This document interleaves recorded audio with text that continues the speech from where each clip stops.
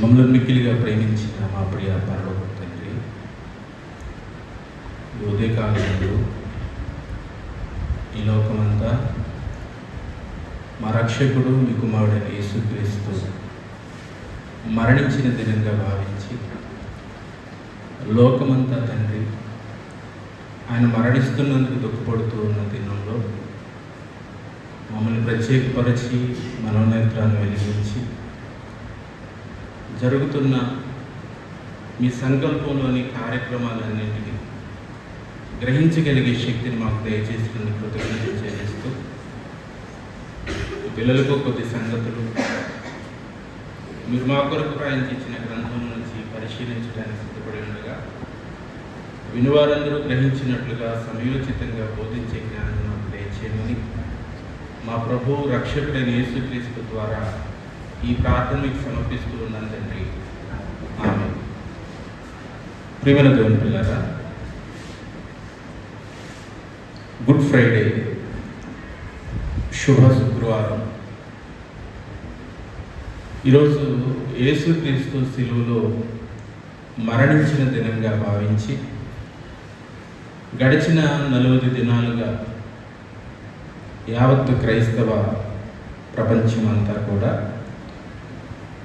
సంతాప దినాలు లేదా ఉపవాస దినాలుగా భావించుకొని లెంట్ డేస్ అని వాటికి పేరు పెట్టుకొని తమకిష్టమైన ఆహార పదార్థాలను అనగా మాంసాహారాన్ని తినడం మానివేసి కొన్ని ఒక పూట భోజనం మానివేసి ఇలా సిలువను గూర్చి ధ్యానిస్తూ ఈ 40 దినాలు జరిగించుకొని ఈ దినాన 12 గంటల నుంచి 3 గంటల వరకు లేదా 10 గంటల నుంచి 3 గంటల వరకు అనగా యేసుక్రీస్తు శ్రమలో ఉన్నారు కనుక ఆయన మరణించే వరకు శిలువ మీద ఆయన పడిన వేదనను జ్ఞాపకం చేసుకుంటూ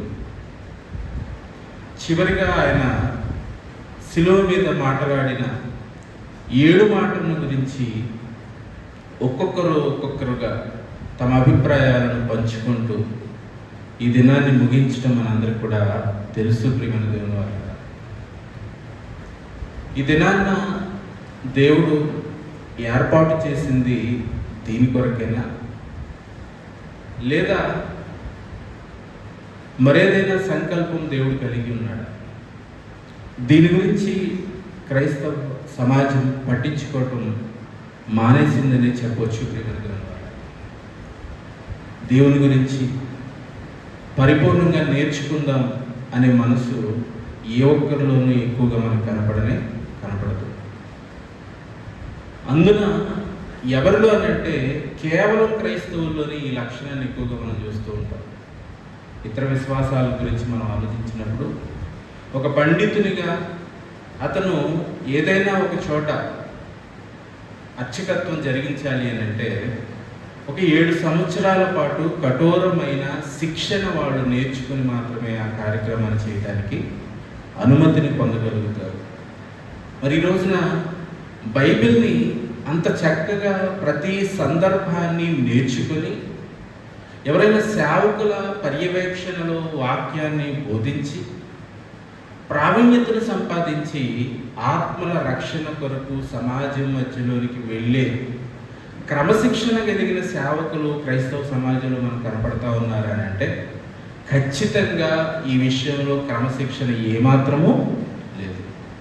ఎందుకంటే దేవుడు నాకు ప్రేరేపించాడు అనుకొని తనకు తానే బోధకునిగా ఊహించుకొని ప్రజల మధ్య బైబిల్ని చేత పట్టుకొని ఏం బోధిస్తూ ఉన్నారు, ప్రజలు వాక్యం వారి వద్ద ఏం నేర్చుకుంటూ ఉన్నారు అనే విషయాన్ని మనం ఆలోచించినప్పుడు ప్రియమైన దేవుని వారులారా, కనీస అవగాహన క్రీస్తు పట్ల, క్రీస్తు శిలువ మరణ సమాధి పునరుద్ధానాల పట్ల కూడా సగటు క్రైస్తవునికి తెలియని స్థితిలో నేటి క్రైస్తవ సమాజం ఉంది అనడానికి ఎటువంటి అతిశయోక్తి లేదు.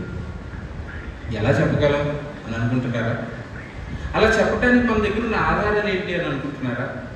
ఈ రోజున ఇతర విశ్వాసాలకు సంబంధించిన వాళ్ళు బైబిల్ చదవడం మొదలుపెట్టి బైబిల్ ఇది ఒక దైవ గ్రంథం కాదని, ఇందులో క్రీస్తు శిలువ వేయబడలేదని, క్రీస్తుని గురించి ఎన్నో తప్పుడు అభిప్రాయాలను, అభియోగాలను క్రీస్తు మీద మోపుతూ ఎందరో విశ్వాసాలను పాడు చేసేవారిగా ఇటీవల కాలంలోనే కాదు, ఎంతో కాలంగా ఎప్పటి నుంచో కూడా సువార్తను చెరపగోరేవారు క్రీస్తు యొక్క మరణ సమాధి పునరుత్థానాలను ఒక అసంబద్ధంగాను, ఒక అబద్ధంగాను, క్రీస్తు మరణించలేదని, ఆయన సమాధి చేయబడలేదని, మూడవ దినాన ఆయన మరణించి తిరిగి లేపబడలేదు, చనిపోకుండానే ఆయన అలాగా లేపబడ్డాడు అనే విషయాలను ఊహించి చెప్పడం లేదు, కానీ బైబిల్లో ఉన్న వచనాలను క్రోడీకరించి బోధించడం ప్రజల మధ్య మనం చూస్తూ ఉన్నాం. ఒక క్రైస్తవునిగా 20 ఏళ్ళు సంఘంలో సభ్యునిగా ఉన్న వాళ్ళు, 30 ఏళ్ళ నుంచి క్రైస్తవులుగా ఉన్న వాళ్ళల్లో, 40 ఏళ్ళ నుంచి క్రైస్తవులుగా ఉన్న వాళ్ళల్లో ఏ ఒక్కరికి కూడా ఈ ప్రశ్నలకు సమాధానాలు తెలియదు. ఒక 2-3 ప్రశ్నలు ఈరోజు బైబిల్లో నుంచి క్రీస్తు శిలువ మరణం గురించిన సందర్భాలను మనం ఆలోచన చేద్దాం. వల్ల ముందుగా కొరింథీయులకు రాసిన మొదటి పత్రిక 15వ అధ్యాయం. అపోస్తలుడైన పౌలు కొరింథీయులకు రాస్తున్న మొదటి పత్రిక 15వ అధ్యాయము 3వ వచనాన్ని బైబిల్లో మనం చూడగలిగితే, పౌలు గారు రాస్తూ ఉన్న మాటలివి. నాకు ఇయ్యబడిన ఉపదేశమును మొదట మీకు అప్పగించితిని. నాకు ఇవ్వబడింది ఉపదేశం. ఆలోచించండి ఒకసారి. దేవుడు నాకు ఈ జ్ఞానాన్ని లేదా ఈ ఉపదేశాన్ని నాకు ఇచ్చాడు. ఏమని ఇచ్చాడు? ఏంటా ఉపదేశం? అదేమనగా లేఖనముల ప్రకారము అనే మాటను అక్కడ ప్రస్తావిస్తూ ఉన్నాడు దేవుని వల్ల. ఆలోచించండి ఒకసారి. లేఖనముల ప్రకారము క్రీస్తు మన పాపముల నిమిత్తము మృతి పొందెను. ఈ పదం మనం జాగ్రత్తగా ప్రతి పదాన్ని విభజించుకుంటూ ఆలోచిస్తూ ఉంటే ప్రియమైన దేవుని వాళ్ళారా, క్రీస్తు మృతి పొందాడు, యేసుక్రీస్తు చనిపోయిన దినం ఈరోజు అని భావిస్తుంది కదా ఈ లోకం. ఆయన చనిపోయాడని నమ్ముతున్నారు కదా. అయితే ఆయన మరణించటం అనేది దేని వలన, దేని ప్రకారంగా జరిగింది అనేది కూడా ఇక్కడ మనం పరిశీలించాల్సిన అవసరత ఉంది. దేని ప్రకారం ఆయన మరణించడం రాయబడింది? లేఖనముల ప్రకారము. లేఖనముల ప్రకారము అనగా లేఖనములు అనగా ఏమి?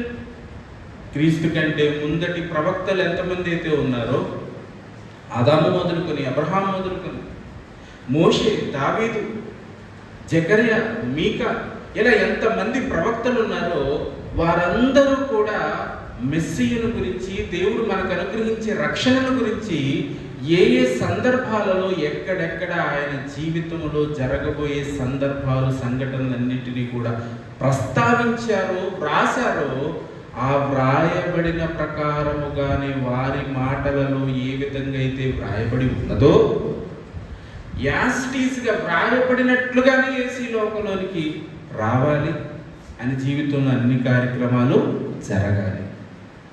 స్క్రిప్ట్ అదవుతుందా ప్రియమైన దేవుని? వ్రాయబడిన ప్రకారంగానే.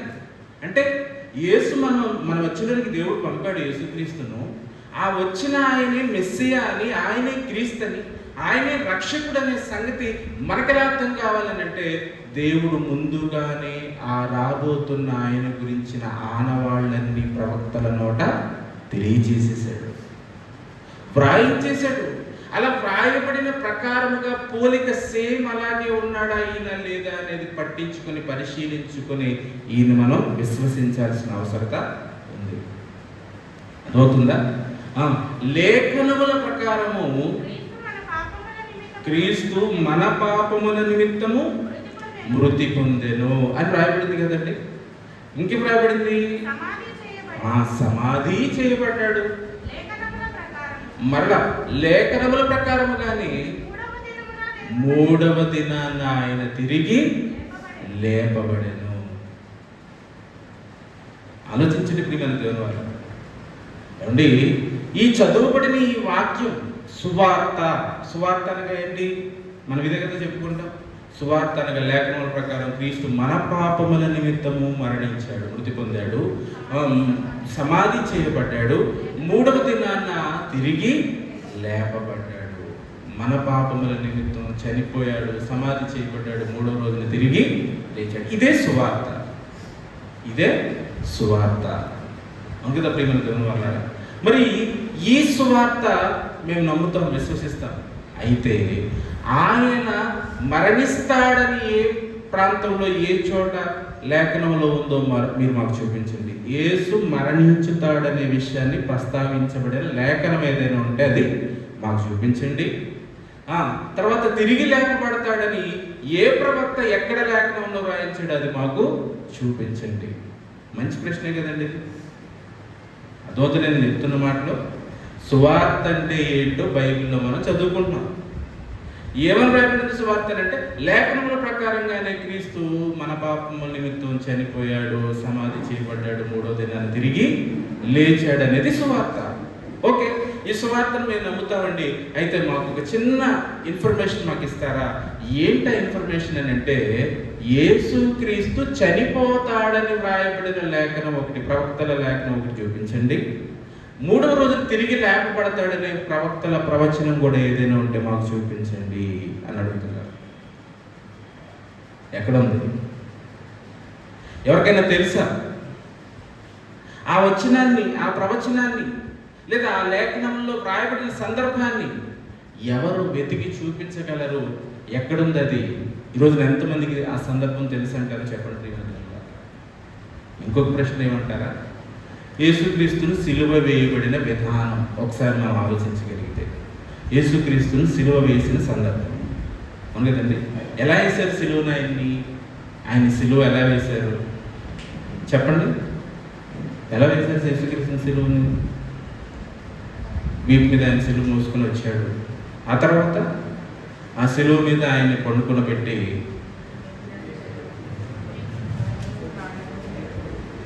గట్టిగా చెప్పండి, చేతులకి కాళ్ళకి మేకులు దిగగొట్టారు.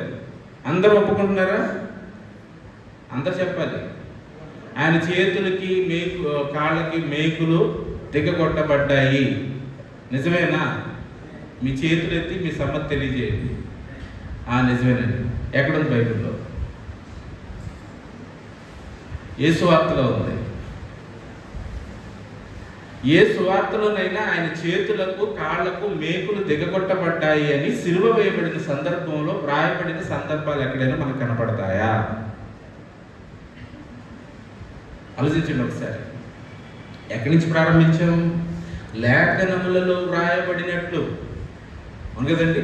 ఇంకొక వచ్చిన దగ్గరికి వెళ్దాం. ఇంకో వచ్చిన వెళ్ళాక ఈ సందర్భాన్ని ఇంకొంచెం లోతుగా మనం ఆలోచిద్దాం. ఎబ్రీ పత్రిక 10వ అధ్యాయము, ఎబ్రీలు రాసిన పత్రిక 10వ అధ్యాయము 7వ వచనాన్ని మనం ఒకసారి చూడగలిగితే ప్రియమైన దేవుని వారలారా, అప్పుడు నేను యేసుక్రీస్తు ఈ లోకానికి వచ్చిన తర్వాత ఆయన చెప్తున్న మాట ఇది, ప్రభువే చెప్తున్న మాట. ఏమని చెప్తున్నారు ప్రభు ఈ మాటల్లో? గ్రంథపు చుట్టలో నన్ను గూర్చి వ్రాయబడిన ప్రకారము దేవా. యేసు ఎందుకు వచ్చారటండి ఈ లోకంలోనికి? గ్రంథపు చుట్టలో నన్ను గూర్చి ఏది వ్రాయబడిందో ఆ వ్రాయబడిన ప్రకారమే దేవా నీ ఇష్టాన్ని నెరవేర్చడానికి ఇదిగో నేను. అంటే యేసుక్రీస్తు గారు కూడా తనకు తానుగానే చెప్తున్న మాట ఏంటి అని అంటే, నేను నా సొంతగా నేనేమి చేయను, నన్ను గూర్చి దేవుడు ఏది వ్రాయించాడో, గ్రంథపు చుట్టలో ఏది ఉన్నదో, లేఖనములలో నా గురించి ఏది ప్రస్తావించబడిందో అది చేయటానికి నేను వచ్చాను. అర్థమవుతుందా? ఫాలో అవుతున్నారా? ఎక్కడి నుంచి ప్రారంభించాం? సువార్త అంటే లేఖనములలో వ్రాయబడిన ప్రకారంగా యేసు మన పాపముల నిమిత్తం చనిపోయాడు, సమాధి చేయబడ్డాడు, మూడో రోజున తిరిగి లేపబడ్డాడు. అయితే ఈ సందర్భాలు ఎక్కడెక్కడ లేఖనాలలో ఉన్నాయో మనకు తెలియాల్సిన అవసరత ఉంది. అవును కదండి. రెండవదిగా యేసుక్రీస్తు గారే తనకు తానుగా చెప్తున్న సందర్భాన్ని మనం చూడగలిగితే, నేను కానీ ఈ భూమి మీద నా ఇష్టాన్ని నెరవేర్చుకోవడానికి నేను రాలేదు, కానీ నన్ను గూర్చి గ్రంథపు చుట్టలో దేవుడు ఏది వ్రాయించాడో అలా వ్రాయించిన ప్రకారముగా, వ్రాయబడిన ప్రకారంగా నెరవేర్చడానికి నేను ఈ లోకానికి వచ్చాను. ఇది కూడా నమ్ముతావా? ఇది కూడా మనం నమ్మాలి. అయితే వ్రాయబడిన ప్రకారంగానే ఆయన విషయంలో జరిగిందా? జరిగితే ఎక్కడెక్కడ వ్రాయబడింది, ఏమేమి సంగతులు వ్రాయబడ్డాయి, ఇది మనము తరచి పరిశీలించి నేర్చుకోవలసిన అవసరత మనకి ఖచ్చితంగా. ఎందుకంటే మనల్ని ప్రశ్నిస్తారు, మనల్ని అనేక సందర్భాలలో మన విశ్వాసాన్ని పాడు చేయడానికి మనల్ని శోధిస్తారు. మీకు ఒక ఉదాహరణ నేను జ్ఞాపకం చేస్తాను. అపవాది ఉన్నాడు కదండి, వాడి పని ఏంటి? ఏర్పరచబడిన వారిని సహితం మోసగించుటకు వాడు శక్తిమంతుడు. అవును కదండి.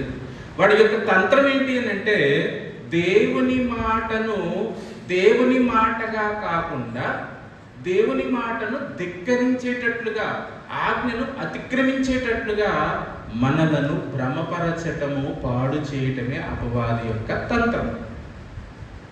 అర్థమవుతుందా? అపవాది తంత్రం. అపవాది అంటే ఎవరో తెలుసా? ఆయన ఎవరండి అన్నట్టు చూస్తున్నారు నా వైపు. ఏమ్మా వింటున్నారు వెనకమాల వాళ్ళు? అపవాది అంటే ఎవరు? మనకు చుట్టమా? ఎవడు మరి? మనకు విరోధి. మనకు విరోధి వాడు. ఏం చేస్తాడు మనల్ని? అపవాది మనల్ని ఏం చేస్తాడు? దేవుని దగ్గరికి రానీయుడు, పరలోకానికి అంతకన్నా వెళ్ళనీయుడు. ఎలా వెళ్ళనీయుడు పరలోకానికి? ఎలా దేవునికి మనల్ని దూరం చేసేస్తాడు అంటే, దేవుడు చెప్పిన మాటను ఆయన చెప్పినట్లుగా చేసేటట్లుగా మనల్ని ప్రోత్సహించడు, చేయకుండా ఉండేటట్లుగా ప్రోత్సహిస్తాడు. అంటే దేవుడు ఒకటి చెప్తాడు, మన చేత ఏం చేస్తాడు వాడు? ఇంకోటి చేపిస్తాడు. కానీ చూడటానికి ఎలా ఉంటుందంటే దేవుడి మాటే వింటున్నట్టుగా ఉంటుంది, దేవుని మాట వింటున్నట్లుగా ఉంటుంది. కానీ దేవుడు అనుకున్నట్లుగా, దేవుడు చెప్పినట్లుగా అది వినటం కాదు. ఎక్కుతుందా బుర్రలోనికి? ఆలోచించండి ఒకసారి. మన దేవుని వల్ల ఈ రోజున క్రీస్తును కూర్చిన సువార్త విషయంలో కూడా మనకి సరైన జ్ఞానం అనేది మన మనసులకు అర్థం కాకపోతే మన విశ్వాసంలో బలపడలేము, ఎదగలేము, పరలోకానికి మనం చేరుకోను. ఇక్కడే ఇదే పునాది. ఏది పునాది అంటే క్రీస్తు మరణ, సమాధి, పునరుద్ధానాలు. ఇది నీకెంత బాగా అర్థమైతే నీ విశ్వాస జీవితం అంత బాగా నీవు పెంపొందించుకోగలవు. పునాది బాగుంటే పైన కట్టడం కూడా ఎలా ఉంటుంది? చాలా పటిష్టంగా, బలంగా ఉంటుంది. ఈ పునాదిని కూల్చేయడానికి అపవాది ప్రయత్నిస్తూ ఉన్నాడు. ఎలా కూల్చేస్తాడనంటే, మీకు బాగా అర్థం అవ్వాలంటే ఒక సబ్జెక్ట్ వచ్చేస్తాడండి. నేను ప్రవీణ్ పగడాల గారు చనిపోయారండి. ఇది బాగా అర్థమైంది, అవును కదా? పాస్టర్ ప్రవీణ్ పగడాల గారు చనిపోయారు. ఇది చంపేశారా, యాక్సిడెంట్ అయిందా? నిజం ఒకటి ఉంది, అవును కదండి? అయితే ఒక్కొక్కళ్ళు ఒక్కో రకమైన వ్యాఖ్యానాలు దాని గురించి చెప్పటాన్ని మనం రోజు వింటున్నాం, అవును కదండి? ఒకే విషయం గురించి ఎన్ని రకాలైన వ్యాఖ్యానాలు, ఎంతమంది యొక్క సందర్భాలు మనం వింటూ ఉన్నప్పుడు ఇది నిజంలాగా అనిపిస్తుంది, అది నిజంలాగానే అనిపిస్తుంది. పోలీసులు చెప్తేనేమో యాక్సిడెంట్ లాగా అనిపిస్తుంది, ఇంకెవరైనా చెప్తేనో ఓహో ఇది కానీ హత్యలాగా ఉంది కదండి అని అనిపిస్తుంది, అవును కదా? ఇప్పుడు అపవాది కూడా దేవుని మాటలను దేవుని ఉద్దేశానుసారంగా మనల్ని అర్థం చేసుకోనీయకుండా వాడి ఉద్దేశాన్ని అందులో చొప్పించి వంకరగా దేవునికి విరోధులంగా మనల్ని మార్చేయడానికి వాక్యాన్ని తారుమారు చేసే పని వాడు చేస్తాడు. దోషంలో ప్రియమైన ఇదే సాతాను యొక్క తంత్రం. ఆలోచించండి సార్. ఇక్కడ మనం సందర్భంలోకి వచ్చేస్తే, గ్రంథపు చుట్టలో నన్ను గూర్చి వ్రాయబడిన ప్రకారమే దేవా ఇదిగో నేను వచ్చానని యేసుక్రీస్తు అంటున్నారు. ఆయన గూర్చి వ్రాయబడిన చోటేది? ఆయన మరణిస్తాడని, ఆయన సమాధి చేయబడతాడని, 3వ రోజున తిరిగి లేపబడతాడని ఎక్కడ వ్రాయబడింది? యేసుక్రీస్తుని శాస్త్రులు, పరిసయ్యులు అడిగారు, ఒక సూచక్రియ మాకు కావాలని. అంటే యోనాను గూర్చిన సూచక క్రియ తప్ప మరే సూచక క్రియ మీకు అనుగ్రహించబడదు అని ప్రభు చెప్పారు. ఇందుకే యోన చేప గర్భంలో 3 దినాలు ఉన్నాడు, ఆ తర్వాత బయట పడవేయబడ్డాడు. అలాగే మనిషి కుమారుడు భూగర్భంలో ఉంటాడు అనే సందర్భాన్ని యేసుక్రీస్తు చెప్పారు. ఇప్పుడు వాళ్ళు ప్రశ్న వేశారు. ఏమని ప్రశ్న వేశారు? యోన చచ్చిపోయాడా బతుకున్నాడా? చేప చెప్పాలి సమాధానం. మీరు వింటున్నారో లేదో నాకేం అర్థం కావటం లేదు. యోనా చేప కడుపులో చచ్చిపోయాడు, బ్రతికున్నాడా? బ్రతికే ఉన్నాడు. యేసుక్రీస్తు ఆయన మరణం గురించి ఏమని చెప్పాడు? యోనా కూర్చిన సూచక క్రియ తప్ప మరొక సూచక క్రియ లేదన్నాడు. యోనా చచ్చిపోలేదు, బ్రతికే బయటకు వచ్చాడు. యేసుక్రీస్తు కూడా చనిపోలేదు, బ్రతికుండే 3 రోజులు ఆయన బయటికి వచ్చాడు అని చెప్తున్నారు. ఒకవేళ ఇది నిజమని నువ్వు నమ్మేవనుకో, నీకు రక్షణ లేదు. ఆయన మరణించితేనే మనకు రక్షణ. ఆయన మరణించి సమాధి చేయబడి 3వ దినాన తిరిగి లేపబడితేనే మనల్ని కూడా సమాధిలో నుండి ఆయన లేపగలుగుతాడు. అంటే మనల్ని పరలోకానికి వెళ్ళనీయకుండా చేయటానికి అపవాది ఎక్కడ వేసేశాడు వాడు మరి తన యొక్క తంత్రాన్ని అని అంటే, మన రక్షణకు ఆధారమైన క్రీస్తు మరణము పునరుత్థానం మీదే వాడు బలమైన ఆటంకాన్ని వేసేసాడు. వాడు వేసిన ఆటంకం ఏంటంటే, ఇదే బైబిల్ పట్టుకుని దగ్గరికి వస్తారు, ఇదే బైబిల్ చదివిస్తారు, చదివించి నువ్వు నమ్మిన దానికి వ్యతిరేకమైన భావాన్ని అందులో నుంచి మీకు బోధిస్తారు. అప్పుడు వెంటనే మనకేమనిపిస్తుంది? ఇంత జ్ఞానం నాకు తెలియదండి, నేను సరిగ్గా చదవలేదండి, అలాగే ఆయన ఏదో చెప్తాడు, నేను అలాగే వినేస్తూ ఉంటానండి, ఆయన చూస్తాను తప్ప బైబిల్ నేను చూడండి. అంతే కదండి మనం చేసేది. చెప్పే ఆయన అవసరం తప్ప బైబిల్లో ఏముందో మనకి అవసరం లేదు. కానీ దేవుడు ఏం చెప్పాడు? మీరేమి వినుచున్నారో జాగ్రత్తగా చూసుకోండి. ఎందులో? బైబిల్లో ఉందో లేదో మీరు చూసుకోవాలి, లేకపోతే ప్రమాదంలో మీరు పడిపోతారు. అవుతుందా ప్రియమైన దేవుని వారలారా? అంటే లేఖనాలలో వ్రాయబడిన సందర్భాన్ని సరిగా అర్థం చేసుకోలేనికుండా నిన్ను పక్క త్రోవలోనికి తీసుకుని వెళ్ళిపోవటానికి అపవాది అనేక రకాలైన కుయుక్తులను తంత్రాలను వాడు ప్రదర్శిస్తూ ఉంటాడు సమాజంలో. ప్రియమైన దేవుని వారలారా, పేతురు రాసిన పత్రిక మొదటి పత్రిక 3వ అధ్యాయం 15వ వచనం చదువుకుందాం. చూడండి, పేతురు రాసిన మొదటి పత్రిక 3వ అధ్యాయం 15వ వచనం. నిర్మలమైన మనస్సాక్షి. మనస్సాక్షి ఎలా ఉండాలంటండి? నిర్మలంగా ఉండాలి. దానిలో కల్తీ కల్మషం అనేది ఉండకూడదు. నిర్మలమైన మనస్సాక్షి కలిగిన వారై మీలో నిరీక్షణ ఉంది. చూసారా? నిరీక్షణ ఏంటా? నిరీక్షణ ఏదో ఒకటి నేను చనిపోతాను, ప్రభువుని నమ్ముకున్నాను కనుక చనిపోయినా నేను తిరిగి మరలా బ్రతుకుతాను, క్రీస్తునందు నాకు నిత్య జీవం ఉంది కనుక ఆయన కొరకు ఎదురు చూస్తూ ఈ లోకంలో నేను కొనసాగుతాను. నిరీక్షణ. మీలో ఉన్న నిరీక్షణను గూర్చి మిమ్మను హేతువు కారణమడుగు ప్రతి వానికి, కారణం అడిగే ప్రతి వానికి, ప్రశ్న వేసే ప్రతి వానికి మీరు సాత్వికముతోనూ భయముతోనూ సమాధానము చెప్పుటకు ఎల్లప్పుడూ కూడా మీరు ఎలా ఉండాలట? సిద్ధంగా ఉండాలి. ఎవరు చెప్తున్నాడు ఈ మాటను? క్రైస్తవులకండి. మీరు క్రైస్తవులేనా? చెప్పండి, మీరందరూ క్రైస్తవులేనా? మీరందరూ ఏం చేయాలట? మిమ్మల్ని ఎవరైనా ప్రశ్న వేస్తే మీరేం చేయాలట? సమాధానం చెప్పడానికి ఎనీ టైం సిద్ధంగా ఉండాలట. ఇప్పుడు వేసారు ప్రశ్న, చెప్పండి. యేసుక్రీస్తును మేకులతో ఆయన చేతులలో కాళ్ళలో దిగకొట్టారని లేఖనాల్లో ఎక్కడుంది? ఏ ప్రవక్త చెప్పాడు? అది చెప్పండి అని అడిగారు. సువార్తలు ఎక్కడ రాయబడింది? చెప్పండి అని అడిగారు. ఏం చెప్తుంది సమాధానం? ఆలోచించండి ఒకసారి పిల్లలు దేవుని వారలారా. ఎక్కడుంది సమాధానం? ఎక్కడ చనిపోయాడు? ఎక్కడ ఆయన మేకులతో తెగొట్టారు? లేఖనాల్లో కావాలి. లేఖనముల ప్రకారం యేసుక్రీస్తు గారు కూడా ప్రతి మాటకు ముందు వెనక ఏమని చెప్పేవారు? లేఖనములలో రాయబడిన ప్రకారం, లేఖనము నెరవేరునట్లుగా అని రాయబడి. అవును కదండి. మరి లేఖనము నెరవేరబడేటట్లుగా నేను మరణిస్తున్నానని, లేఖనం నెరవేరబడేటట్లుగా నాకు మేకులు తెగకొట్టబడ్డాయని, లేఖనములలో వ్రాయబడినట్లుగా నేను తిరిగి లేచానని కానీ, ఇలాగా ఆయా సందర్భాలలో కొన్ని సందర్భాలను ఎత్తి చూపుతూ ఇక్కడ లేదేంటి, ఎక్కడుంది లేఖనాల్లో చూపించండి అని అడుగుతారు. ఎలా చెప్పాలి సమాధానం?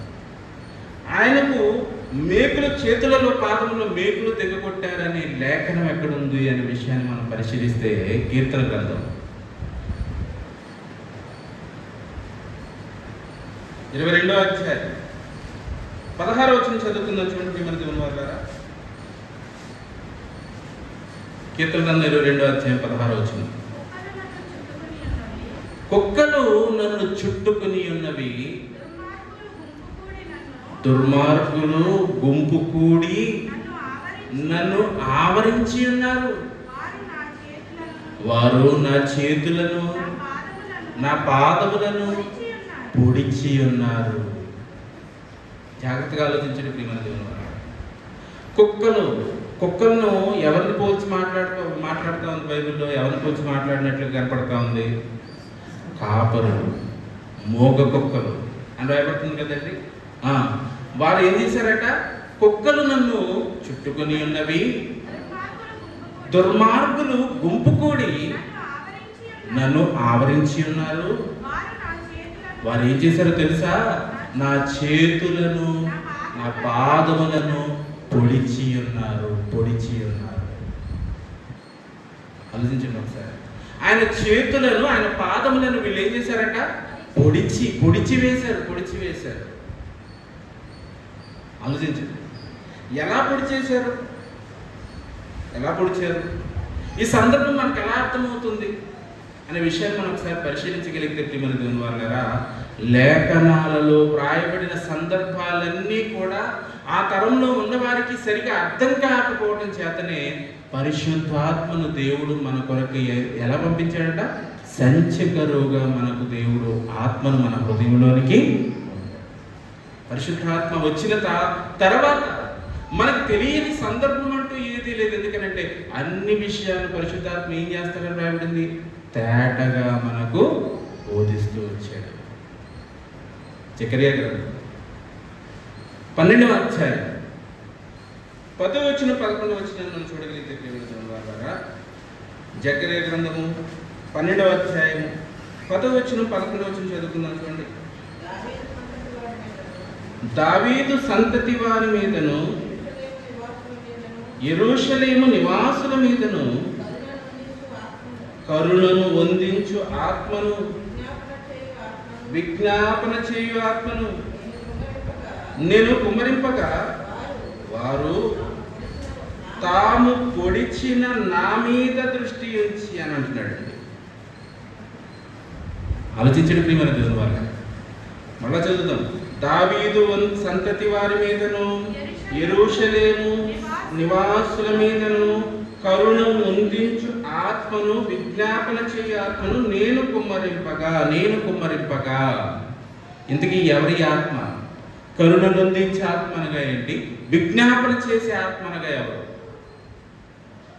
ఎవరు? కరుణ నొందించే ఆత్మ, విజ్ఞాపన చేసే ఆత్మ అనగా ఎవరు? పరిశుద్ధాత్మ. దానికి రిఫరెన్స్ కావాలా? రోమపత్రిక 8వ అధ్యాయం 26వ వచనం చదువుకుందాం. చూడండి.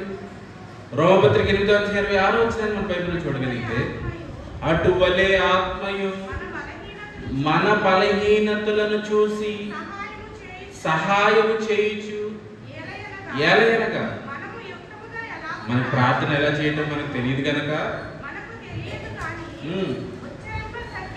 ఉచ్చరింప శక్యము కాని మూలుగులతో ఆత్మ తానే మన కోసము విజ్ఞాపన చేయుచున్నందున.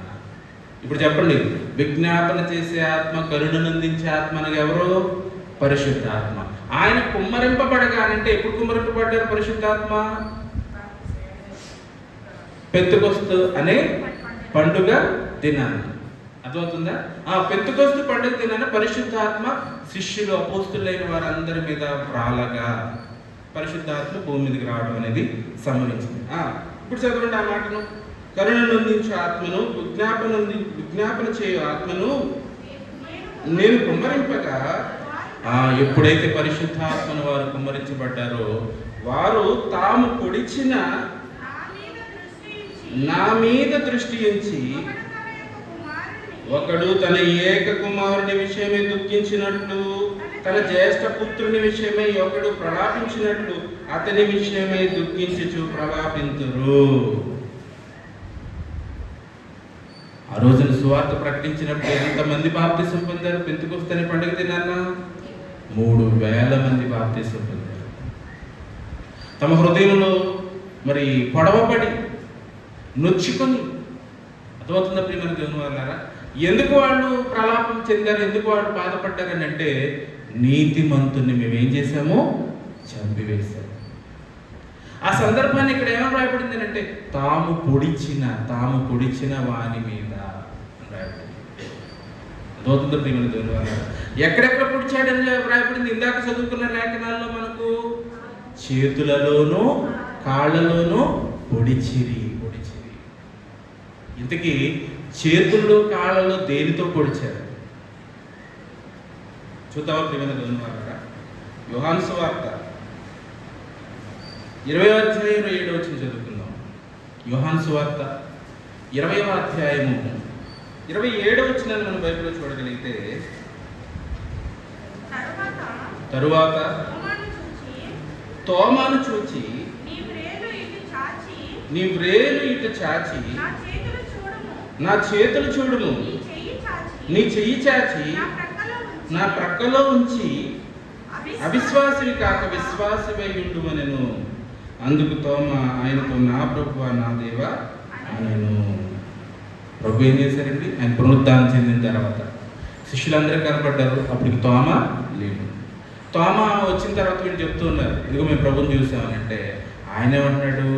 నేను ఆయన చేతి వేళ్లలో, మరి ఆయన చేతుల్లో గాయాల్లో నేను వేలు పెట్టి చూస్తేనే కానీ నేను నమ్మను అని అన్నాడు. అదవుతుందా ప్రియమైన దేవుని వాళ్ళారా? 19వ అధ్యాయం చూద్దాం చూడండి. 19వ అధ్యాయం 37వ వచనం. అదే యోహాను సువార్త 19వ అధ్యాయం 37వ వచనం మనం చూడగలిగితే, యోహాను సువార్త 19వ అధ్యాయము 37వ వచనం.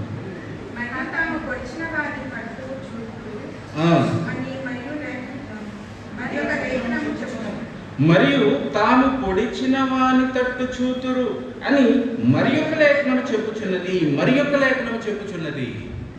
తాము పొడిచిన వాని తట్టు చూతురు అని కూడా మరి ఒక లేఖనము చెప్పుచున్నది. అంటే ఆయనను మేకులతో దిగకొడతారు, ఆయన పొడుస్తారు అనే విషయం కూడా ఎందులో వ్రాయబడింది? లేఖనములలో వ్రాయబడింది. ఇంతకీ పొడవబడినట్లుగా వ్రాయబడింది. దేనితో పొడవబడ్డాడు, దేనితో ఆయన చేతులు కాళ్ళకు గాయాలయ్యాయి అనే విషయాన్ని మనం స్పష్టంగా తెలుసుకోవటానికి ఎక్కడికి మనం వెళితే మనకు దొరుకుతుంది అని అంటే ప్రియమైన దేవుని వాళ్ళారా, అదే యోహాను గారు రాసిన సువార్తలో 20వ అధ్యాయము 25వ వచనము 26వ వచనం చదువుకుందాం చూడండి. యోహాను రాసిన సువార్తలోనే 20వ అధ్యాయము 25వ వచనము 26వ వచనం చదువుకుందాం చూడండి. గనుక తక్కిన శిష్యులు మేము ప్రభువుని చూచితిమని అతనితో చెప్పగా అతడు, నేను ఆయన చేతులలో మేకుల గురుతును చూసి నా వ్రేలు ఆ మేకుల గుర్తులో పెట్టి నా చెయ్యి ఆయన ప్రక్కలో ఉంచితేనే కానీ నమ్మనని వారితో చెప్పారు. అంటే ఆయన చేతుల్లో ఏం దిగబట్టబడ్డాయి? మేకులు. ఇది లేఖనాలలో ముందుగానే ప్రవక్తలు చెప్పారా? చెప్పారు. ఏమని చెప్పారు? ఎక్కడ చెప్పారు? కీర్తన గ్రంథంలో చెప్పబడింది. ఏమని చెప్పబడింది అని అంటే, ఆయన చేతులను కాళ్ళను పొడవబడెను. దేని చేత పొడవబడ్డాయనంటే, మేకులు దిగగొట్టబడ్డాయి ఆయన చేతులలోనూ కాళ్ళలోనూ. అవుతుందా ప్రియమైన దేవుని వాళ్ళారా?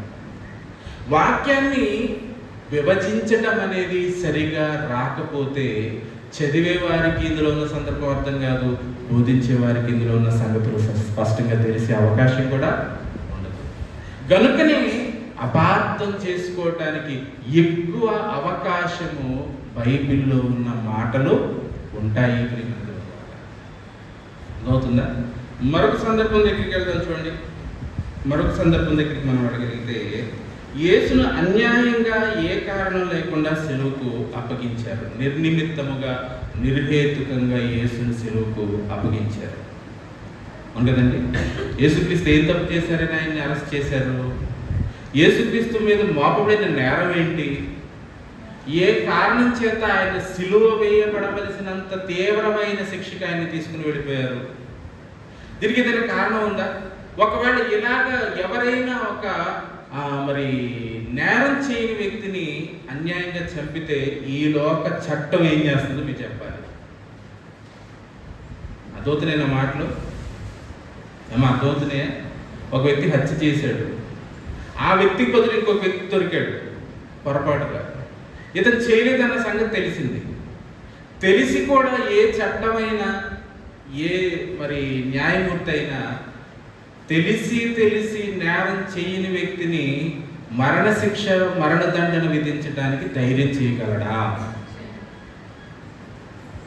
జాగ్రత్తగా అర్థం చేసుకుని చెప్పాలి. ధైర్యం చేస్తారా? ఒకవేళ చేశాడు అనుకోండి, ఆ తర్వాత అతను తీర్పును ఎదుర్కోవాల్సిన అవసరం ఉందా లేదా? పోలీసు వారు ఉన్నారనుకోండి, కొన్ని సందర్భాల్లో పాపం వారు ఎన్కౌంటర్ లాంటివి చేసే పరిస్థితులు వస్తాయి. అలాంటి సందర్భంలో విడిచిపెడతారని అంటే చట్టం ఊరుకోదండి. మరలా వారిని కూడా కేసు ఫైల్ చేసి సంజాయిషి చెప్పమని వారికి కూడా శిక్షను విధిస్తారు. ఎందుకంటే ఒక నిర్దోషి చంపబడటం అనేది చాలా నేరం మన చట్ట ప్రకారం. అవును కదండి. 1000 మంది దోషులు తప్పించుకున్నా పర్వాలేదు, కానీ ఒక్క నిర్దోషి మాత్రం శిక్ష పొందకూడదు. ఇది మనుషులు రాసుకున్న చట్టం. అలాంటప్పుడు యేసుక్రీస్తు మీద మోపబడిన ఏ ఒక్క నేరమైనా నిర్ధారించబడిందా న్యాయమూర్తి అయిన పిలాతు ఎదుట? చెప్పాలి. ఏమన్నాడు పిలాతు? ఈయనలో నాకు ఏ దోషము కనపడలేదని న్యాయమూర్తి చెప్పి, అయినా వాళ్ళందరూ ఏమంటా ఉన్నారంటే సిలువ వేయండి కేకలు వేస్తా ఉన్నారు. అంతేదండి. అప్పటికే ఆయన ఏమంటాడనంటే, బరబ్బను మరి మీ కొరకు ఎవరినో ఆయన ఒకరిని విడిచిపెట్టడం మరి ఆనవాయితీ కదా, మరి ఇది ఈయన మేము విడిచిపెట్టేస్తానంటే, లేదు మాకు బరబ్బను విడిచిపెట్టండి, ఇతన్ని మాత్రం విడిచిపెట్టద్దు, ఇతను మీరు సిలువ. ఇంకేం చేశాడు పిలాతనంటే, తన చేతులు కడుక్కున్నాడు. ఈ నేరంతో నాకు సంబంధమే. అంటే ఒక అన్యాయం చేయని, నేరం చేయని ఒక నిర్దోషిని చట్టము ఏం చేసింది? భయంకరమైన మరణదండన శిక్షకు అప్పగించేసింది. ఈ వార్త దావానోలాగా అన్ని ప్రాంతాల్లోనికి విస్తరించి ఉండదా చెప్పాలి. ఇప్పుడు వార్త వింటున్నాం కదండి, సేవకుని గురించి. ఆయన అన్యాయంగా చంపేశారని కొందరు రకరకాలుగా ఆలోచించండి. ఇప్పుడు యేసుక్రీస్తు ఏమైనా సామాన్యమైన వ్యక్తి అని అంటే, ప్రవీణ్ గారి కంటే చాలా గొప్పవాడు యేసుక్రీస్తు గారు. అవును కదండి. ఆయన స్వస్థతలు చేస్తున్నప్పుడు ఆయన వస్త్రపు చెంగు ముట్టుకొని స్వస్థపరచబడిన వాళ్ళు ఉన్నారు, కుష్టి వ్యాధిని పోగొట్టుకున్న వాళ్ళు ఉన్నారు, భయంకరమైన రోగాలు స్వస్థపరచబడిన వారు ఎందరో ఉన్నారు. లోకమంతా ఆయన వెంబడించి వెళ్ళిపోతా ఉన్నారు. ఆయన వల్ల మేలులు పొందిన వారు వేల సంఖ్యలో ఉన్నారు, లక్షల సంఖ్యలో ఉన్నారు. ఇంతమందికి మేలు చేసిన ఒక వ్యక్తి ఏ నేరము చేయకపోయినా కానీ, అతని మీద ఏ నేరము మోపబడకపోయినా కానీ, అది నిజమని నిరూపించబడకపోయినా కానీ, అతన్ని తీసుకుని వెళ్ళిపోయి శిలువ మీద దారుణంగా చంపేశారని అంటే, ఒక్కసారి మీరు ఆ పరిస్థితులన్నిటినీ ఆలోచించాలి ప్రియమైన దేవుని వారు. ఇప్పుడు చెప్పండి, ఈయన అన్యాయంగా నిర్హేతుకంగా చంపేశారా? చంపేశారు. మరి ఇది ఎలా సాధ్యమైంది? ఎందుకు ఇలా సాధ్యమైంది? ఇది అప్పుడైనా ఇప్పుడైనా చట్టం ఒకేలాగా ఉంటుందండి. ఎందుకు జరిగింది ఇలా అని అంటే, లేఖనములలో వ్రాయబడిన ఆయన ఎందుకు సిలువలో మరణించవలసి వచ్చింది, ఎందుకు ఆయన అప్పగించాల్సి వచ్చింది, ఎందుకు ఆయన ఈ లోకంలో శిలువ శ్రమను అనుభవించవలసి వచ్చింది? ఇదంతా ఎన్నో సంవత్సరాలుగా, ఎన్నో తరాలుగా దేవుడు తన కుమారుడైన క్రీస్తు మనందరికీ ఆయన ద్వారా ఆయన అనుగ్రహించిన రక్షణ, ఈ ప్రణాళిక, ఈ సంకల్పం అంతా వ్రాయబడిన ప్రకారముగా నెరవేర్చబడటం కొరకు లేఖనములలో పొందుపరిచాడు. కనుక ఇతనికి ఏం చేయబడాలి? నిర్హేతుకంగా ఇతను చంపబడాలి. చూద్దాం, చూడండి. కీర్తన గ్రంథం 69వ అధ్యాయం 4వ వచనం చదువుకుందాం. కీర్తనల గ్రంథము 69వ అధ్యాయము 4వ వచనం బైబిల్లో మనం చూడగలిగితే, నిర్నిమిత్తముగా అంటే అర్థమైంది. నిర్నిమిత్తముగా అంటే ఏ హేతువు, ఏ కారణము, ఏ తప్పు చేయకుండానే నా మీద పగపట్టువారు నా తల వెంట్రుకల కంటే విస్తారముగా ఉన్నారు. అబద్ధమును బట్టి నాకు శత్రువులై నన్ను సంహరింపగూరువారు అనేకులు. నేను దోచుకోలేదని, నేను దోచుకొనని దానిని నేను ఇచ్చుకొనవలసి వచ్చెను. ఆలోచించి ప్రియమైన వారు, నిర్నిమిత్తముగా నా మీద పగపట్టువారు నా తల వెంట్రుకల కంటే విస్తారంగా ఉన్నారు. అంటే అంతమంది రోడ్డు మీదకి వచ్చేసి, మాకేం నేరం కనపడలేదు ఇతని మీద, ఇతను ఏం నేరం చేసినట్టుగా మా ముందు రుజువు కాలేదు కనుక ఇతను మేము విడిచిపెట్టేస్తామనంటే, పిలాతు గారి సిలువకు అప్పగించే అంత పరిస్థితి ఎందుకు వచ్చింది? పిలాతు అంటే సామాన్యమైన అధికారంలో ఉన్నవాడా? లేదండి. ఆయనకున్న అధికారం ఏంటి? రోమా ప్రభుత్వంలో ఒక గవర్నర్. రోమా ప్రభుత్వం అంకిత ప్రియమైన అలాంటి గవర్నర్ స్థానంలో ఉన్న వ్యక్తే వాళ్ళ మాటకు తలవక్కవలసిన పరిస్థితి వచ్చింది అని అంటే, అక్కడ ఏం జరుగుతుంది? వేల సంఖ్యలో కేకలు వేస్తా ఉన్నారు. ఏమని కేకలు వేస్తా ఉన్నారు? వారి కేకలే గెలిచింది అంటున్నాడు కదండి. అంటే వాడు కోరుకున్నది వారి కొరకు చేయాల్సి వచ్చింది. ఎవరు వాళ్ళంతా కూడా క్రీస్తును చంపమని కోరేవారు, క్రీస్తును మరణానికి అప్పగించమని కోరేవారు. ఆయన రక్తము మా మీదను, మా పిల్లల మీదను ఉండును గాక అని కేకలు వేసేవారు. ఎవరు వెళ్ళానంటే, ఇదిగో చదువుకుంటూనే వచ్చిన మళ్ళా చూద్దాం చూడండి. నిర్నిమిత్తముగా నా మీద పగబట్టువారు ఎంతమంది ఉన్నారనంటే, నా తల వెంట్రుకల కంటే విస్తారముగా ఉన్నారు. ఏ నేరం చేశారని యేసుని వీళ్ళందరూ చంపాలని కోరుకుంటున్నారు? చెప్పండి. ఆలోచించి మన దేవుడు, ఈ మానవ చరిత్రను మనం పరిశీలించగలిగితే, మంచి చేసేవాడిని ఈ భూమి మీద ఎక్కువ కాలం ఈ సమాజం బ్రతకనివ్వనే ఇవ్వదండి. ఎవరిని? మంచి చేసేవాడిని. బాగా మంచి చేస్తున్నాడు పేదల కొరకు, ఈయన అర్జెంటుగా లేపేయాలి. అవును కదండి. పేదల పక్షాన్ని నిలబడ్డా, ఈయన బ్రతకూడదు. ఏదో మంచి చేసేద్దాం ప్రజలకి అని ఆలోచిస్తున్నాడా, అయితే వీడిని స్థానంలో నుంచి పీకేయాలి. అవును కదా ప్రియమైన దేవుని వాళ్ళ, ఒక హేబెలు ఎంతకాలం బ్రతికాడు భూమి మీద చెప్పండి? నీతిమంతులు ఎంతకాలం బ్రతికారు భూమి మీద? ఆలోచించేది ఒకసారి ప్రియమైన దేవుని వాళ్ళ. ఈ సమాజం ఎలాంటిదనంటే, నీతిమంతులను తమ మధ్యలో ఇముడ్చుకోలేదు. వాళ్ళలాగుంటే పర్వాలేదు. సమాజం ఒక క్లాస్ ఉందనుకోండి, క్లాస్లో నువ్వు అబద్ధం ఆడకుండా మంచి ప్రవర్తనతో ఉంటే నీ పక్కనోడు ఏమన్నా నిన్ను సహిస్తాడా? వాళ్ళ దృష్టి అంతా నీ మీదే ఉంటుంది. దేని కొరకనంటే, నిన్ను కూడా వాళ్ళలాగా తయారు చేశారు. అదవుతుందా? నిన్ను కూడా వాళ్ళ వల్లే మాయ చేసేయాలి, మాయగాడిలాగా మార్చేయాలి, మోసగాడిలాగా మార్చేయాలి. నువ్వు ప్రత్యేకంగా ఉంటే కుదరదు. అదవుతుందా ప్రియమైన దేవుని వల్ల? అలాంటి సమాజం ఇది. తల వెంట్రుకల కంటే ఎక్కువ ఉన్నారట. ఎందుకు? నిర్నిమిత్తముగా. కీర్తన గ్రంథం 109వ అధ్యాయము 3-4 వచనాలు కూడా చూద్దాం చూడండి. కీర్తన గ్రంథం 109వ అధ్యాయము 3-4 వచనాలు. నన్ను చుట్టుకొని నా మీద ద్వేషపు మాటలాడుచున్నారు, నిర్నిమిత్తముగా నాతో పోరాడుచున్నారు. నేను చూపిన ప్రేమకు ప్రతిగా వారు నా మీద పగపట్టి ఉన్నారు. దేనికంటండి? ఆయన ప్రేమ చూపించాడు. ప్రతిగా వాళ్ళు ఏం చేస్తున్నారు? పగని చూపిస్తున్నారు. ఏ కారణం చేత? ఏ కారణం లేదు, నిర్నిమిత్తముగా, ఏ కారణం లేకుండానే మన మీద అటాక్ అనమాట.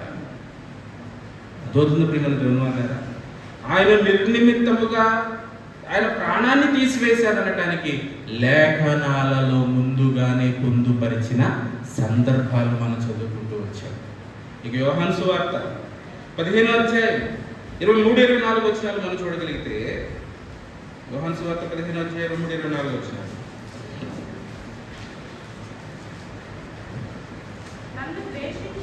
నన్ను ద్వేషించువాడు నా తండ్రిని కూడా ద్వేషించుచున్నాడు. ఎవడునో చేయని క్రియలు నేను వారి మధ్య చేయక ఉండిన ఎడల వారికి పాపం లేకపోవును. ఇప్పుడైతే వారు నన్ను నా తండ్రిని చూచి ద్వేషించున్నారు. అయితే నన్ను నిర్హేతుకముగా ద్వేషించిరి అని వారి ధర్మశాస్త్రంలో వ్రాయబడిన వాక్యము నెరవేరునట్లు ఎలాగూ జరిగిన. ఎలా జరిగిందటండి? వారి ధర్మశాస్త్రములో నన్ను గూర్చి వ్రాయబడిన ప్రకారముగా వీళ్ళందరూ నన్ను ఏం చేస్తున్నారు? ద్వేషిస్తున్నారు, ద్వేషించుతున్నారు. ప్రియమైన దేవుని వారలారా, లేఖనము యొక్క విలువ, లేఖనములలో వ్రాయబడిన మాట యొక్క ఇంపార్టెన్స్ అనేది మన హృదయానికి చాలా బాగా అర్థం చేసుకునే ప్రయత్నం మనం చేయాలి. ఆలోచించండి ఒకసారి. నేను ముగించేస్తాను ఈ మాటలతోటి.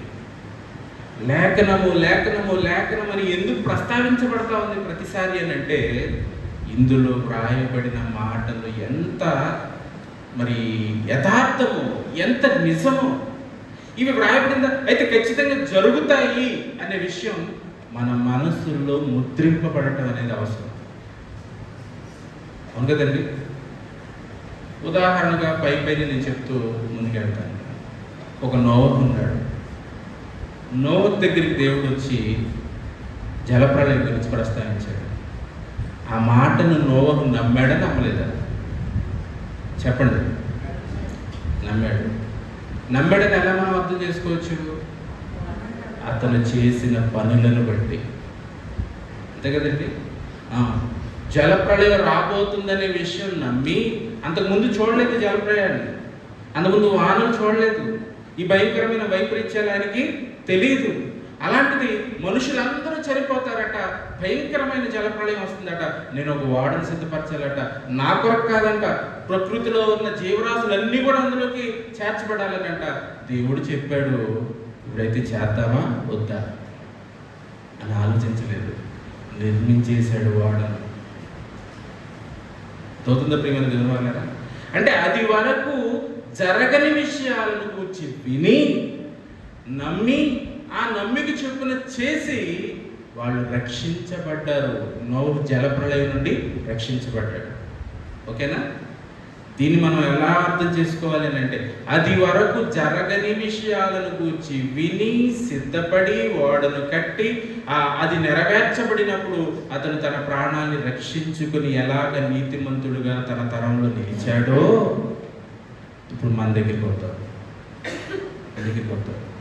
మనకి కూడా దేవుడు చెప్పాడు ఏంటంటే, ఈ విశ్వమంతా ఏం కాబోతా ఉంది? నాశనం కాబోతా ఉంది. అవును కదండి? ఈ విశ్వం అంతా ఏం కాబోతుంది? నాశనం అయిపోతా ఉంది. ఇది ఎప్పుడు నాశనం కాబోతుంది అంటే, యేసుక్రీస్తు రెండవ పేతురు రాసిన పత్రికలో 3వ అధ్యాయం 2వ పత్రిక 3వ అధ్యాయము 5వ వచనం చదువుకుందాం చూడండి. ఎలయనగా పూర్వం నుండి ఆకాశం ఉండననియు, నీళ్లలో నుండి నీళ్ల వలన సమకూర్చబడిన భూమియు దేవుని వాక్యములను కలిగినని వారు బుద్ధిపూర్వకంగా మరుతురు. ఆ నీళ్ల వలన అప్పుడున్న లోకం నీటి వరదలో మునిగి నశించెను. అయితే ఇప్పుడున్న ఆకాశమును భూమియు భక్తిహీనుల తీర్పును నాశనమును జరుగు దినము వరకు అగ్ని కొరకు నిలువ చేయబడినవై అదే వాక్యము వలన భద్రము చేయబడి ఉన్నవి. అంటే ఇప్పుడున్న ఇవన్నీ కూడా ఏం కాబోతా ఉన్నాయి? ఒకప్పుడు జలప్రళయం, మరి ఇప్పుడేంటి? అగ్ని ప్రళయం. జలప్రళయం గురించి నోవహు విన్నాడు, అగ్ని ప్రళయం గురించి దేవుడు నీతో చెప్పాడు. నువ్వు వినటానికి సిద్ధంగా ఉన్నావా? వింటున్నావా? వింటే ప్రళయం నుంచి తప్పించుకోవడానికి ఏమైనా జాగ్రత్తలు పడుతున్నావా? విశ్వాసం అండి, నేను పలానా ఫెలోషిప్ అండి, నేను పలానా బిలీవర్ నేను మాట్లాడుతున్నావు కదా. అయితే నోవహు కూడా విశ్వాసే. దేవుడు ఆయనతో మాట్లాడాడు. దేవుడు ఆయనతో ఏమని మాట్లాడాడంటే, ప్రళయము నుండి రక్షించబడటానికి సిద్ధపడమన్నాడు, అగ్ని ప్రళయం నుంచి తప్పించబడటానికి నిన్ను ఈ రోజున సిద్ధపడమన్నాడు. అవును కదా. ఆ రోజున ఏమీ లేకపోయినా నమ్మాడు నోవహు. ఈ రోజున నీకు ఎన్నో ప్రూఫ్లు ఉన్నాయి బైబిల్లో. అందుకదండి, ఒకసారి కూడా అంతకుముందు దేవుడు ఏదో చెప్పిన తర్వాత భవిష్యత్తులో చెప్పిన సందర్భం జరిగిన దాఖలాలు బైబిల్లో మనకి నోవహు కాలంలో లేవు. ఈ రోజున ఎన్ని చెప్పాడు? జలప్రళయం గురించి చెప్పాడు, రక్షకుడైన యేసుక్రీస్తుని గురించిన ప్రవచనాలు ఎన్నో చెప్పాడు. ఆ ప్రవచనాలు ఏమైనా సామాన్యమైనవి అని అంటే, కన్యక గర్భాన్ని ధరించును అనే మాట ఎలా ఉందో ఎప్పుడైనా మీరు ఆలోచించారో చెప్పండి. రోజు సైన్స్ బాగా అభివృద్ధి చెందిపోయి చాలా చాలా పుంతలు వేస్తూ ఉంది కనుక మనకు ఆ వార్తలు పెద్దగా అబ్బురపరచవు. కానీ 2000 సంవత్సరాల క్రితం ఒక కన్యకగా ఉన్న మరియ కుమారుని కనటం అనే ఆ ప్రక్రియే చాలా ఆశ్చర్యాన్ని గురి చేసేసింది సమాజానికి. చెప్పినట్లుగానే జరిగిందా? ఆయన చెప్పినట్లుగానే నేను మరణిస్తాను, 3వ దినాన్ని తిరిగి లేస్తానని ప్రభు చెప్పాడు. చెప్పినట్లుగానే ఏం చేశాడు? ఆయన చనిపోయాడు, సమాధి చేయబడ్డాడు, 3వ దినాన్ని తిరిగి లేచాడు. అదే లేఖనం, అదే బైబిల్, అదే తిరిగి లేచిన యేసుక్రీస్తు మరలా నీకు ఒక వాగ్దానం చేశాడు. ఎవరి? నేను మరలా వస్తాను. ఎవరు నా మాటలు విని అంగీకరించి వాటి చొప్పున చేస్తారో వారందరూ కూడా నా రాకలు ఎత్తబడతారు. ఎవరు వినరో వాళ్ళు ఎక్కడికి వెళ్ళిపోతారు? నిత్యాగ్నిలోకి వెళ్ళిపోతారు. ఆలోచించే ప్రియమైన దేవుని వాళ్ళ రెండు ఒక గ్రంథంలో వ్రాయబడిన సందర్భాలు ఎంత చక్కగా భవిష్యత్తు ఎన్నో సంవత్సరాల తర్వాత జరగబోయే విషయాలను ముందుగానే తెలియచేసి చెప్పినట్లుగా జరిగించబడుతూ ఉన్న దాఖలాలు కలిగిన ఈ భవిష్యవాణి గ్రంథం బైబిల్, దీన్ని మీరు ఎలా అర్థం చేసుకున్నారు? ఎలా దీని మీద మీరు దృష్టి కలిగి ఉన్నారు? ఎలాంటి భయం ఈ మాటల పట్ల మీకుంది? ఒకసారి చెప్పాలి. ఆలోచించండి ఒకసారి. ఒక మనిషి చెప్పాడు అనుకోండి, కాసేపులో వాన వస్తుంది అనగానే వాన పడుతుంది అనుకోండి, ఇక ఆ రోజు నుంచి ఆడి మీద మన విశ్వాసం ఎలా పెరిగిపోద్ది? ఇంక మంచి ఉదాహరణ చెప్తానండి. క్రికెట్ పిచ్చేవాడు ఉన్నారు ఇక్కడ ఎవరైనా? క్రికెట్ చూసేవాడు. క్రికెట్ చూసే వాళ్ళకి అదో రకమైన మానసిక వ్యాధులు ఉంటాయి. ఏంటో వ్యాధులు అని అంటే, అదే పనిగా టీవీకి అతుక్కుపోయి చూస్తూ ఉంటారు. ఒక వికెట్ కూడా పడదు, అలా తలనొప్పితోటి వికెట్ పడలేదు ఏంటని ఆందోళనతో యాంగ్జైటీతో చూస్తూ ఉండగా అప్పుడు దాకా కూర్చున్నవాడు అలా లేచి వాష్రూమ్కి వెళ్తాడు. ఆడెళ్ళంగానే వికెట్ పడింది. ఇక్కడ ఉన్నవాళ్ళు ఏమంటారు? రే నువ్వు పద్దాకి వెళ్ళరా వాష్రూమ్, ఈ వికెట్ పడలేదు, నువ్వు వెళ్ళి వాష్రూమ్కి వెళ్ళు అంటే, ఇందాక నువ్వు వెళ్తే పడింది కదా, ఇప్పుడు కూడా నువ్వు వెళ్తే వికెట్ పడిపోతుంది. అంటే ఒక మనిషిని ఎంత బాగా నమ్ముతుంది లోకం చెప్పండి. అంతేదండి. మరి దేవుడు చెప్పిన మాటను నమ్ముతున్నావా? దేవుడు చెప్పిన మాటల్లో ఉన్న యథార్థత నీకేమైనా అర్థమవుతా ఉందా? ఎంతటి యథార్థత అంటే, చెప్పబడినవన్నిటి చొప్పునే యేసుక్రీస్తు రావటం, ఆయన జన్మించడం రాయబడినట్లుగాని, ఆయన మరణించడం రాయబడినట్లుగాని, ఆయన మరణించే సందర్భంలో జరిగిన సంఘటనలన్నింటినీ గురించి కూడా దేవుడు రాయించాడు. ఆయన వస్త్రాలను పంచుకుంటారనే విషయాన్ని లేఖనాల్లో ఉంది. ఆ చిరకను త్రాగించిరి అనే విషయం కూడా లేఖనంలో ఉంది. ఆయన మరణించి తిరిగి లేపబడిన సందర్భం గురించి కూడా లేఖనాల్లో రాయబడింది. అవును కదండి. అన్నిటిని గురించి ముందుగానే దేవుడు రాయించేశాడు. వ్రాయబడిన ప్రకారంగా ఆయన మొదటి రాకలో వచ్చాడు, పునరుద్ధానం చెంది వెళ్ళాడు. ఆయన వెళుతూ కొన్ని వ్రాయించాడు. ఏంటి ఆ వ్రాయించిన మాటలేనంటే, నేను మరలా వస్తాను అంటే, వస్తాడా రాడా? మరి ఆయన రాక కోసం ఎదురు చూసే విషయంలో నీకు నమ్మిక ఉంటే ఎంత బాగా నువ్వు ఆయన మాటను నమ్ముతున్నావు? ఒకవేళ నిజంగానేనండి ఇన్ని విషయాలు దేవుడు చెప్పినట్లుగానే జరిగిందండి అంటే ఆయన వస్తానన్న మాట కూడా జరిగింది కదా, అది ఈ రోజా, రేపా, నేడా, రేపా, ఎప్పుడో తెలియనప్పుడు ఆయన ఎదుర్కోవటానికి నువ్వు ఎలా సిద్ధంగా ఉండాలి? ఎలా సిద్ధంగా ఉండాలి? ఒక ప్రభుత్వాధికారి కోసం వెళ్ళి ఆయన ఉచ్చిలిపోయాడండి, మళ్ళీ ఒక గంటలో రావచ్చానంటే అలాగే ఎండలోనైనా కానీ ఆ చెట్టు కింద కూర్చొని ఎదురు చూస్తూ ఉంటావు. వస్తాడో తెలియదు, రాడో తెలియదు కదండి. ఒక మనిషి కోసం నువ్వు ఇంతగా ఎదురు చూసి శ్రమ పడుతున్నావు కదా, నీతో వస్తానని చెప్పింది ఎవరంటే నీ రక్షకుడైనా క్రీస్తు. ఎందుకు వస్తానంటే నిన్ను నెమ్మదిలోనికి నిత్య లోకానికి తీసుకుని వెళ్ళడానికి. ఆ లోకానికి నువ్వు వెళ్ళాలి అని అంటే భూమి మీద ఆయన మాటలను నువ్వు విని అంగీకరించి వాటి చొప్పున నువ్వు చేసి సిద్ధపాటుగా కలిగి ఉంటే ఏ క్షణాన్నైనా ఏ గడినైనా ఆయన రావచ్చు, ఆయన నిన్ను ఎత్తుకొని వెళ్ళిపోవచ్చు. ఈ దినాలు మీరు చూస్తున్నారు కదా, ప్రకృతిలో భయంకరమైన వైపరీత్యాలు, మనుషుల మధ్య ఎన్నో గొడవలు, అల్లర్లు, సమాధానం లేని దినాలు, సంతోషం లేని దినాలు, శాంతి లేని పరిస్థితుల్లో బ్రతుకుతున్న మానవాళిగా ఉన్న మనమంతా కూడా ఈ పరిస్థితులన్నీ చూసినప్పుడు వాక్యం నీకు అర్థమైతే, క్రీస్తుని కూర్చిన సంగతులు నీకు సరిగ్గా తెలిస్తే ఖాళీగా కూర్చోవు. నీ ఆత్మను రక్షించుకోవటం కోసం నిరంతరం ఆయన పని కొరకు పరుగులు తీస్తారు. అర్థం చేసుకుంటే ఆయన పని కొరకు ఆలోచిస్తారు. అర్థం కాకపోతే మరలా పండుగ ఇప్పుడు వస్తుందని ఎదురు చూస్తారు. ప్రార్థన చేసుకుంటారు. పరిశుద్ధులు ఏంటంటే మీ పిల్లలు విన్న మాటలన్నీ కూడా హృదయమందు పదిలపరుచుకొని ఇంకా ఎన్నో విషయాలు మేము నేర్చుకోవాల్సిందంటే మీ గ్రంథంలో రాయబడిన సంగతులు ఎందరోనైనా మరి మీ కుమారుడైన క్రీస్తును ఆయన మరణాన్ని వక్రీకరించి అనేకుల విశ్వాసాన్ని పాడు చేయడానికి ప్రజల మధ్యలో తిరుగులాడుతూ ఉన్న సందర్భంలో ఆయన నామాన్ని ధరించుకున్న మీ పిల్లలంగా పిలువబడుతున్న మేము తండ్రి మా సమయం అంతా లోకంలో గడుపుతూ లోకాశలో పరుగులు తీస్తూ మీ వాక్యాన్ని చదవటానికి, వినటానికి, నేర్చుకోవటానికి మనసు పెట్టక తండ్రి నిరంతరము తండ్రి మీకు విరోధంగా బ్రతుకుతూ విచాగ్ని కొరకే బ్రతుకుతున్నట్లుగా ఈ భూమి మీద కనపడుతుంది తండ్రి. దయతో ఒకసారినైనా మారు మనసు దయచేయండి, నైనా పశ్చాత్తాపాన్ని దయచేయండి. మీ పని కొరకు పరుగులు తీసే విశ్వాసాన్ని, నమ్మికను మీ బిడ్డల హృదయాల్లో కలిగించమని కోరుతూ ఇదిగో నేను ఈ సంగతులు బాగా నేర్చుకుని నశించిపోతున్న వారు కొందరినైనా మీరు కాపాడాలంటే మీ సంకల్పం తండ్రి.